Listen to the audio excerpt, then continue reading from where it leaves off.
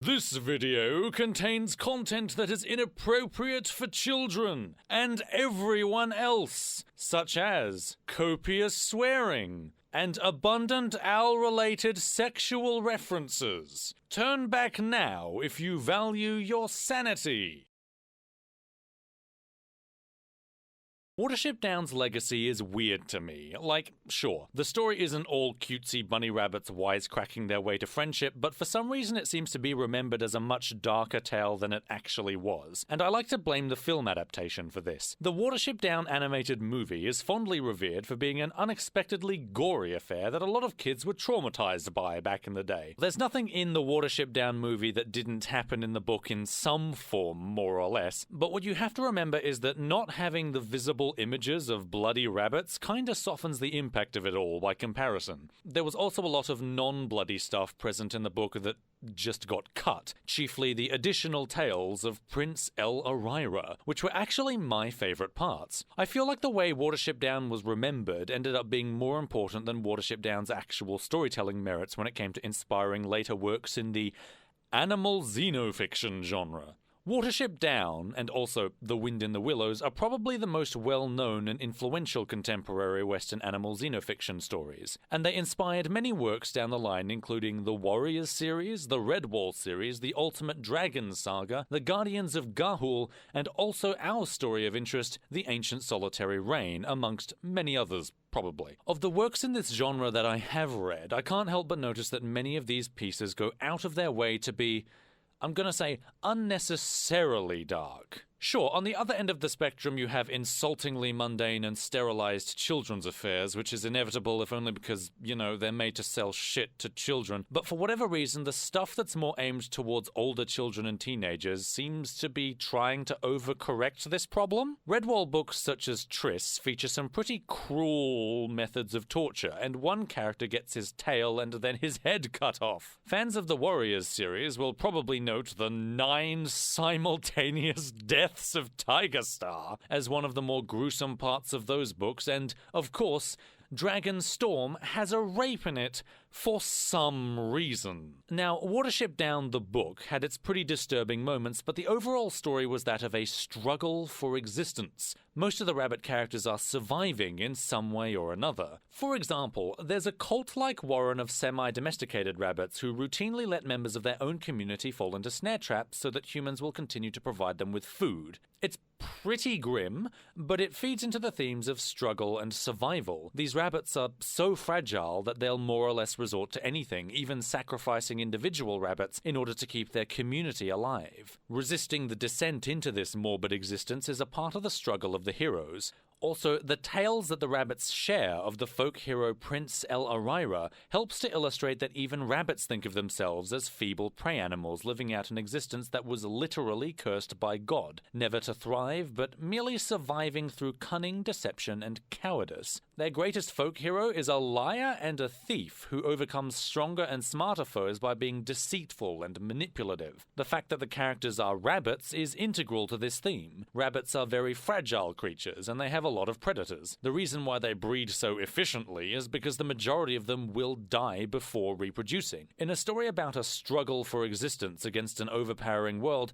the rabbits, their journeys, and the mythology come together in tandem with the brutality to paint a cohesive portrait. It was dark, but none of it was gratuitous or unnecessary. This is good storytelling in general, and there's a lot of admittedly basic but important lessons to be taken in how to use literary symbolism from Watership Down. This is what the animal xenofiction genre excels at, taking an idea and incorporating it wholesale into the identities and arcs of the characters by making it an innate property of their species. If you want some more good examples of grim or dark tones used in animal xenofiction stories, it actually pays to check out stuff that was published earlier than Watership Down, such as the Silver Brumby and Black Beauty, which both tend to use grim or depressing content to inform the worldviews and experiences of their protagonists. One of the early scenes in Silver Brumby has protagonist Thaura kill a rival male horse, and afterwards his mother, in a subtly dejected tone, explains to him that he now has the right to that stallion's mares. It's a flat-out better illustration of gender dynamics than how the Ancient Solitary Reign handled it, by having the characters blatantly explaining it to the audience. Speaking of which, you remember that other owl from the earlier scene, Alba, the one who was talking about how female owls in her community don't have rights? Well, she's part of the species known as Little Owl, and Hunter is a barn owl. The both of them have a Romeo and Juliet-esque romantic subplot. They both love each other, but they just can't be together because the barn owls and the little owls don't like each other very much, and oh golly, the gossip that would ensue. And this surprisingly mundane saga culminates in this scene. Don't! Alba repeated, gently trying to wriggle free as he pressed her to him and rubbed her soft cheek with his own. Don't! We mustn't do it! I love you, Hunter, but not this way. Please, I can never love you in this way. With you, I can never have the urge. Hunter loosened his grip momentarily, and Alba wriggled free. He stared into her frightened, loving eyes and realized with dreadful certainty that she meant every word of what she said. But the urge was so strong that Hunter longed to fling himself upon her and mingle the whole of his body and his being with her own. As he thrust himself upon her, Alba did not resist but uttered one cry of anguish so pure and poignant that it struck a chord in Hunter's heart. As he tore himself away from her before it was too late, her moan of sorrow called forth a wild, wounded howl of pain and frustration from the depths of Hunter's being. Sobbing, he hurled himself blindly across the room, flew out into the first spring night, and sped desperately away from all that he desired. So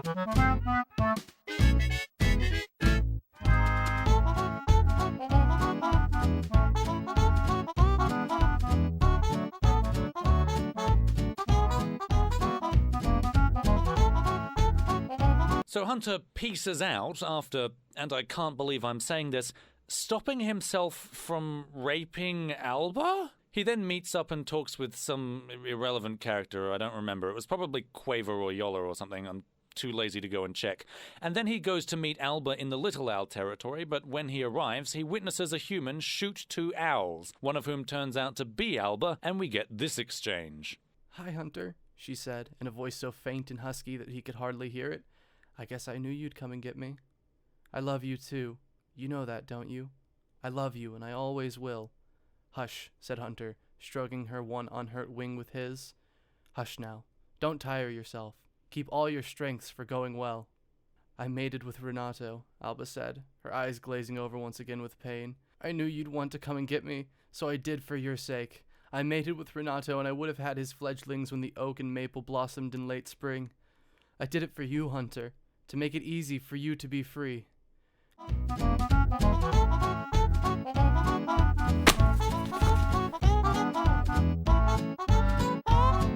Now I'm dying.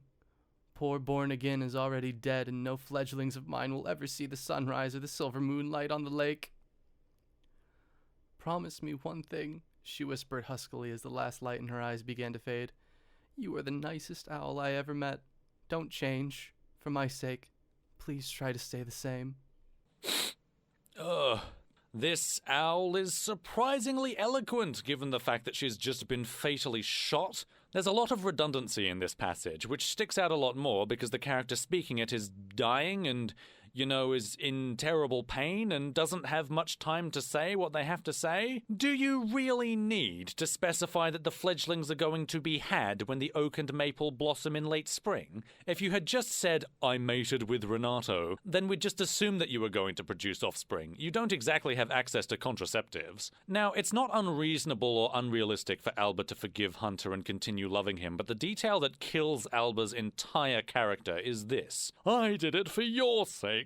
I did it for you, Hunter, to make it easy for you to be free. She's talking about committing herself to another owl for life and having their offspring. Doing that explicitly for Hunter is insane. It makes it seem like Alba only cares about Hunter beyond any concern for herself. Love can compel people to do crazy things, but this is nuts. And it's not that hard to fix. Just change the wording slightly to something like, I did it because we can't be together and I knew you would keep pursuing me if I didn't. That's still kind of a shit reason, but it's at least a justification that this character might reasonably give in these circumstances. Also, Alba's dying in this scene. She's never going to have the offspring anyway, so why even include this detail at all? You can take the whole mating with Renato thing out, and unless I'm horribly mistaken, I don't think this is actually brought up again. Just cut it and have Hunter and Alba share a moment together without this disturbing, I mated with another owl and was going to have his babies for you, Hunter, angle. There's a lot of other stuff in the novel similar to this that just makes me ask,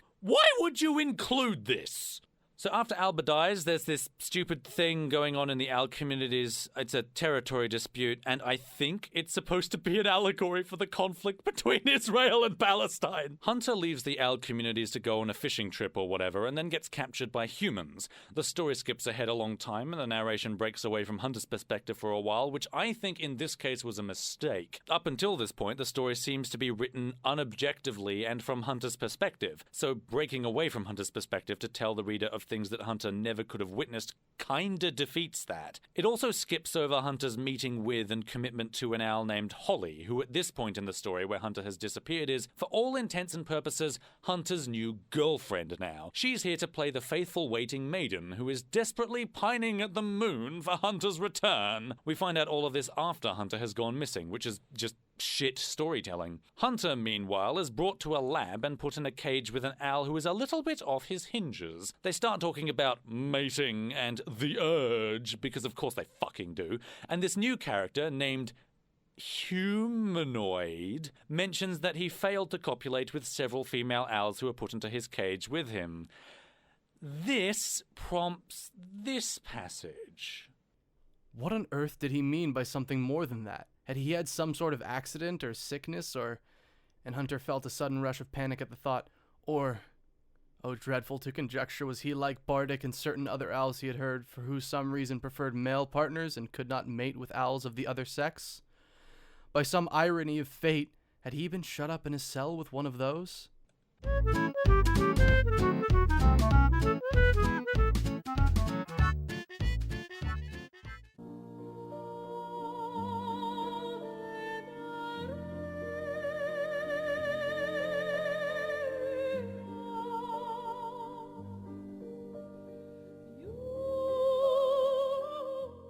It was at this point that I realized I was reading something very special. Had he some sort of accident or sickness, comma, or dash, and Hunter felt a sudden rush of panic at the thought, dash or comma, oh dreadful to conjecture, comma?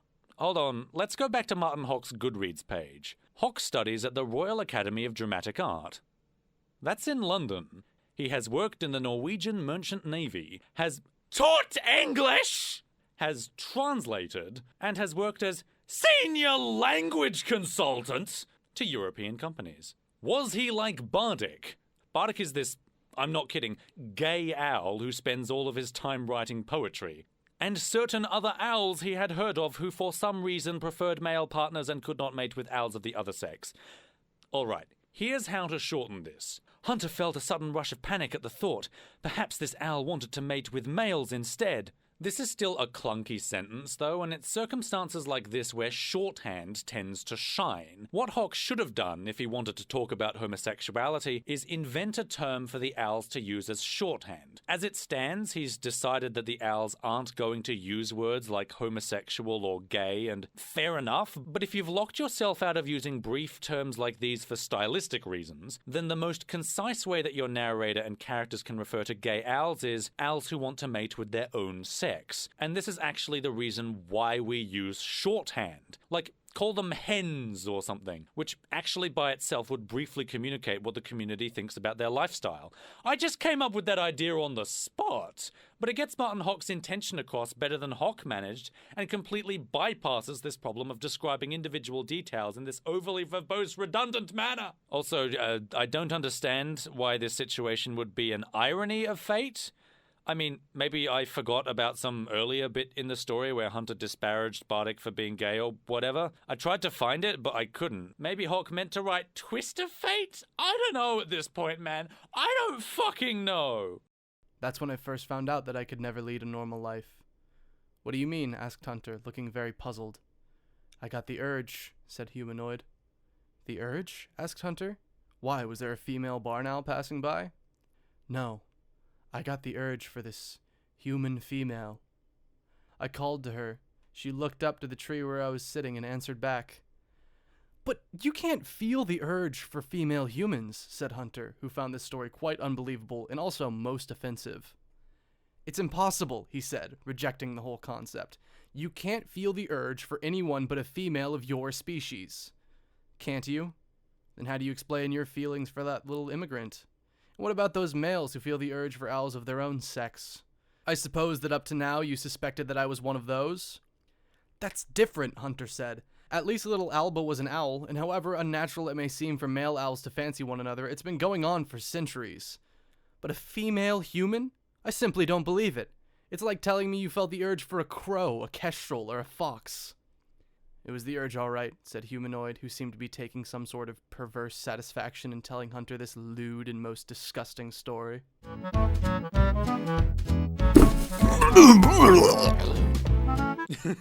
I'll be honest, my favorite line here is when Hunter just reacts in total disbelief. It was more or less my reaction when I first read this passage. I have nothing to say about this. This is fucking terrible. So Hunter escapes captivity when Humanoid, I wish I was making this up, when Humanoid distracts the human handlers by trying to have sex with them. Hunter flies back to his old community and is introduced to an owl seductress named Ivy Perch, who refers to herself as Honeysuckle Rose. After mating with Ivy Perch for the first time on that following night, Hunter knew that things would be even worse than the man owl's bitter warning had foretold. Before, it had been different. Before, there was the impeccable, seductive plumage, those hips swinging to the inner music, those dull eyes lighting with a glow of pleasure when he gave the ritual gift of a young rabbit, which they consumed together on the branch on the sycamore on the very edges of the lost domain. Then came the courtship, the foreplay, the warmth of togetherness, and finally the thing itself, which was so good, so transcendental that it almost drove you wild. That was one thing to be said for Ivy Perch. The urge with her was very good. It was so transcendental that it almost drove you wild, but not quite. Did this guy even read what he wrote? Is this like the first draft? Is it the first draft? Oh boy, man, do I feel bad for Holly. There's a small detail near the beginning of Watership Down that got omitted from the film adaptation of the story of Prince El Arira. When El Arira is told by the god Frith that he's going to receive a blessing, he brags and celebrates with all of his friends and followers. One of the ways he celebrates in the book is by having lots of sex. No joke. Now, all this time, El Arira was dancing and mating and boasting that he was going to Frith's meeting to receive a great gift. But you'll notice that there's no dwelling on this detail. It gets a mention, and then nobody ever brings it up again. Is it just included for the sake of mentioning rabbits having sex? No, it actually helps illustrate the arrogance, selfishness, and decadence of this character. It's also notable because one of the problems that Prince El Arira's people were causing is that there were too many of them, and the prince is exacerbating the problem by doing this. He doesn't even think about how this casual celebration of his is actually harming other animals. By giving us this detail, the audience can understand why Frith would want to rein him in. It also plays on the fact that humans think of rabbits as a pest species. Prince El Arira and his people were literally breeding like rabbits. And even if we haven't experienced pest rabbits ourselves, it's very easy to intuit why decadence like this from the prince would cause real problems that warrant an intervention. In my opinion, the prince from the film adaptation was actually a weaker character after this detail was omitted, because he ends up being less of an arrogant, decadent scoundrel like in the book, and more like he was a good-hearted, bumbling fool that just didn't know any better, whose people just naturally had lots of offspring for no particular reason. I bring this up because it's easy to dismiss the ancient solitary reign simply on the grounds that it decided to include owl sex at all, and I don't think that you necessarily should. The problem wasn't the inclusion, the problem was that Martin Hock included it seemingly for its own sake. Hunter having sex with Ivy Perch doesn't do that much to impact the story, and I'll talk about why coming up shortly, but Watership Down was able to include a brief mention of rabbit sex and actually use it to support a theme. Have I gone full furry yet? Seriously, have I gone full furry yet? I'm explaining to people on the internet how rabbit sex can support themes in fiction. What am I doing? I'm terrible! So we're coming up on the end of the novel, and it turns out that the main bad guy of the story is Winger, the owl who Hunter described as the most progressive owl of all owls. What's his evil plan? Well, it just so happens that pesticides from human farms are causing the owl eggs to not develop properly, and none of the owls can successfully produce offspring. So Winger takes this opportunity to somehow convince a bunch of followers that the solution to this problem is for him to have sex with all of the female owls in the community, and he's assembling a harem of wives. Oh, and he wants to take over the entire community as well, obviously. You are the imposter, Hunter countered firmly. Your real name is Westwood. You are the last of the barn owl aristocrats, and you still own a sheltered, fertile valley in the south which you abandoned before the invasion and the war. You have lied to the council about infertility, and you have caused a bloody civil war by stealing tawny territory which you set aside as a private lair in which to satisfy your lust by fornicating with 3 helpless females all at the same time. It wasn't lust or fornication, shouted Winger, his bulging eyes blazing with righteous indignation. It was pure science, an experiment in the interests of survival. You see, he confesses it, said Hunter, turning his blood-stained head to take in the entire assembly. I can also prove that he's been planning to disband the council and take on dictatorial powers. You are finished, Westwood. Go back to the fertile valley that your ancestors have owned for centuries. Take any disciple of your new apostasy who is brave enough to face the long journey to the south. Here we shall return to a modified, more enlightened version of the ancient democratic reign, and the election of a new leader will take place at once. I love the idea that the owl's ancient form of government is democratic. Martin Hawk seems like he either doesn't understand political history or chose to project more advanced forms of politics onto a pre-technology society. But either way, he brushes against a lot of big-name ideas in this story purely for the sake of set dressing. Like, take a look at this sentence here. I can also prove that he's been planning to disband the council and take on dictatorial powers. First of all, you can shorten he's been planning to he plans, but more important is that the summary of his plan could just as easily be described as he plans to take over, and no relevant information would have been left out of the story. His actual method of seizing power and his endgame never come to fruition. Winger doesn't successfully establish a dictatorship and then get overthrown by Hunter. Hunter stops him from ever disbanding the council in the first place, and the council itself isn't actually that relevant to the story beyond being the goal for the antagonist. You could swap the council for the throne, or the magical amulet, or whatever, and it would serve the same purpose. The many complex political ideas that Hawk attaches, like councils, democracy, and dictatorships, as well as earlier stuff like emancipation and whatever, are totally irrelevant, and the inclusion of these big words is made all the more stupid by the fact that Winger's primary motivation is having lots and lots of sex.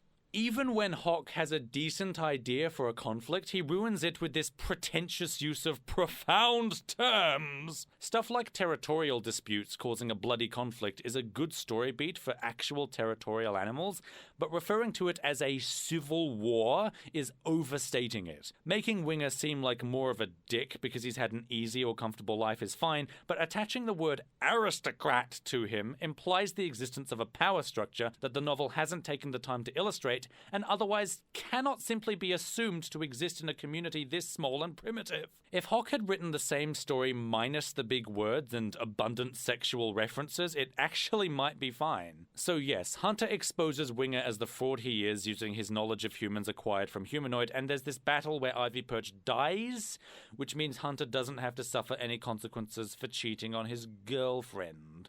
Hunter then starts a family with Holly and then immediately dies. What?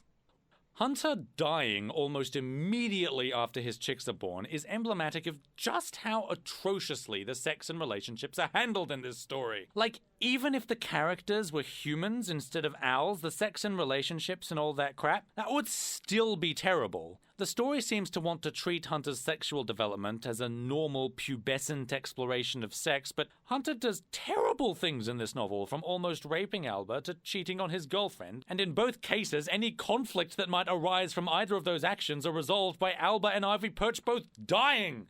It doesn't necessarily make for a poor story if Hunter does these types of morally bad things, but these are both inherently heavy bits of story material.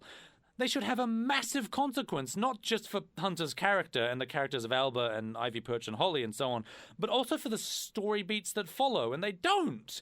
And the way that the narrative just dodges these consequences by killing the characters, it's just plain disgusting. With Alba, there's a sense that Hunter's actions directly caused her death. Alba seems content to stay with Hunter as platonic friends, but when Hunter shows that he can't control his urges, she's forced to abandon him, and that leads to her getting shot, making Hunter kinda responsible for Alba dying. Okay, that's a stretch, but stick with me for a second.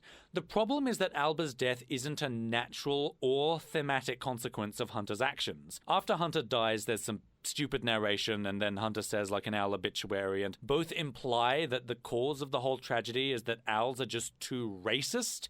Like, Hunter and Alba could have been together if only the barn owls and the little owls could get along. If only we owls weren't so racist, Hunter and Alba could have been together, and this poor innocent young female owl would still be alive. If that's your thesis, then doesn't it make more sense for Alba to be driven from Hunter's home by other barn owls rather than Hunter himself? What's the point in making a scene where Hunter has to pull himself away from forcing himself on Alba if that isn't relevant to the narrative's thesis and doesn't even have a tangible consequence on the way Hunter thinks about himself or the way characters think about him? The community thinks ill of Hunter just for being friends with Alba, and his romantic interest in her barely escalates that. I'm pretty sure no one even acknowledges that he almost raped her after it happens. It's almost like the rest of the novel was written for a different story beat. It's actually worse with Ivy Perch, because in that case she just dies for no reason. A conflict is raised when Hunter states that he's most likely gotten her pregnant and will need to commit himself to her and the chicks. This gives the reader the impression that maybe Hunter can't be with Holly after all, and this is actually a tad interesting for his character. But then some owls have a fight and Ivy Perch just dies in the crossfire. Nothing manifests itself from Hunter having sex with Ivy Perch. You could cut her from the story completely and lose nothing. And why is there an owl who wants to have sex with humans in this novel? It reads like a Rick Santorum rant about how homosexuality leads to bestiality, except from the point of view of the animals. This novel is, oh my, I can't even. I'm looking at the script right now. Actually, I'm supposed to say something different, but I've just I give up. This novel is crap. Martin Hawk, you should feel ashamed. He's dead, so it's fine. What? You know what the worst thing about this is? That this is not internet fan fiction. You can find internet fan fiction that's worse than this, but you know, it's whatever. It's on the internet. It's self-published. What blows my fucking mind right open is that it's a published novel. It's in paperback. Not only that, it was published in England. I live in Australia, mate. This novel was published internationally, found its way into my high school. I found it in a $1 bin in my high school. I found it the week after I bought Dragon Charm from the same $1 bin. I can't fucking believe that this made it through publication. Somebody at a publishing house read, I think it was Grafton Books or something, they read it and they were like, yeah, we can publish this, and let's not cut some stuff. Let's not get a copy editor to read this and be like, hey, this bit is shit. It's fucking, get rid of it because it makes no sense and it's terrible. Just, I hate it. It's terrible, and it should be relegated to internet fan fiction. Also, it doesn't have a Wikipedia page, but it has a WikiFur page for some reason. I don't know why, and the WikiFur page isn't even filled in. What the fuck am I doing? The epic saga that will live with you forever. It certainly will.